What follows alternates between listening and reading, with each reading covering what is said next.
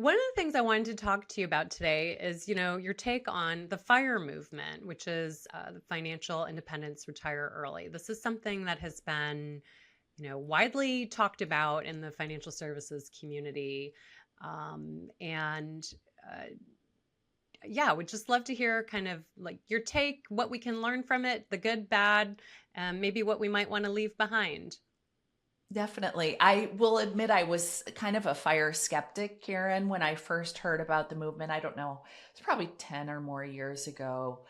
Someone mentioned Mr. Money Mustache to me at a conference. And the reason I was skeptical is, well, twofold. One is that I've loved my work, and my work has been really an important source of satisfaction and joy and friendships for me. So the thought of like thinking of work as kind of this slog that I've just got to get through so that I can retire and like actually enjoy my life, that's just not how I've lived. And I would urge people, if they have a job that's making them so unhappy, figure something else out, because it Mm. really truly does not have to be that way.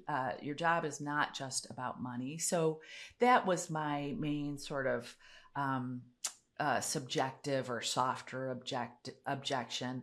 And then from a financial standpoint, I worry, and I still worry a little bit about this, that some of the research that we have around traditional length retirement, a 25 or 30-year period or longer, it hasn't really been tested over a very long time horizon, a 40 Mm. or 50-year time horizon. We just don't have the robust research that we have for normal duration retirement. So that's another thing that still makes me a little nervous, because I hear a lot of fire proponents say, oh yeah, just do 4% and you'll be fine. And I'm like, well, yikes.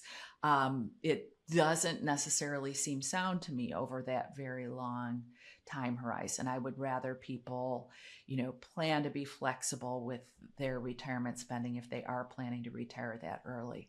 But I will say I've evolved as I've gotten to know more participants in the fire community. And I recently did a kind of a retreat with some fire people in Spain back in the spring, and was so impressed by the community, but also the thoughtfulness with which these people have approached not just their financial plans, but their lives, Mm. that they are prizing and prioritizing what I call their time on earth allocations. So we spend a lot of time talking about investment allocations and investment portfolios, but they really put a premium on, I only get one life. I Mm. don't know how long it will be, and I'm going to make sure that I have all of the experiences and adventures that I possibly can. And I'm not necessarily going to be weighed down by work. So I love that mindset. I love the idea of people, kind of leaning out in paid work and then maybe leaning in at other points in their lives. I think that's probably a healthier model, Mm. where retirement's a little more of a glide path, or maybe you're retiring earlier and then getting back into it at some later date. I think it needs to be more fluid than this whole thing of everybody work till 65 or 67 and then it's just this hard stop.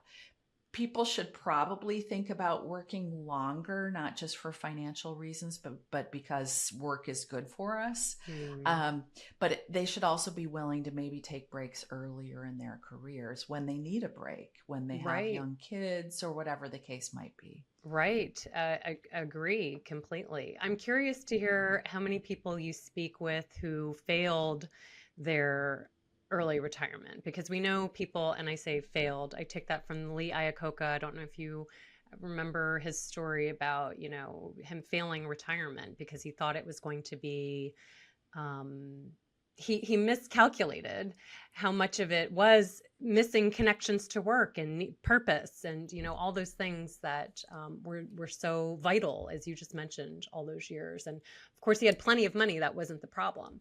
But he retired and found himself to be very miserable. And of course, we've seen this with many people over the years. And I just think about, gosh, if you've had a long career and then let's say you're 65-ish, you retire and realize after a couple weeks of golfing or trips that, okay, now what? Well, how do you manage that when you're in your 30s and you've got decades ahead of you to build some pattern and purpose into your life? So I'm curious if you've heard from folks who kind of, did the thing and then went, oopsies. This Well, might not yes, be, I may have bitten off more than I expected. I think that's a phenomenon. I've frankly seen it less among fire people. Most of the fire people I know are really content, but most of them are doing some type of work, even if it's not paid work. It Okay. might be blogging or volunteering in a financial education charity. Most of the fire people I know are just not kicking back and, vacationing. They're really staying busy.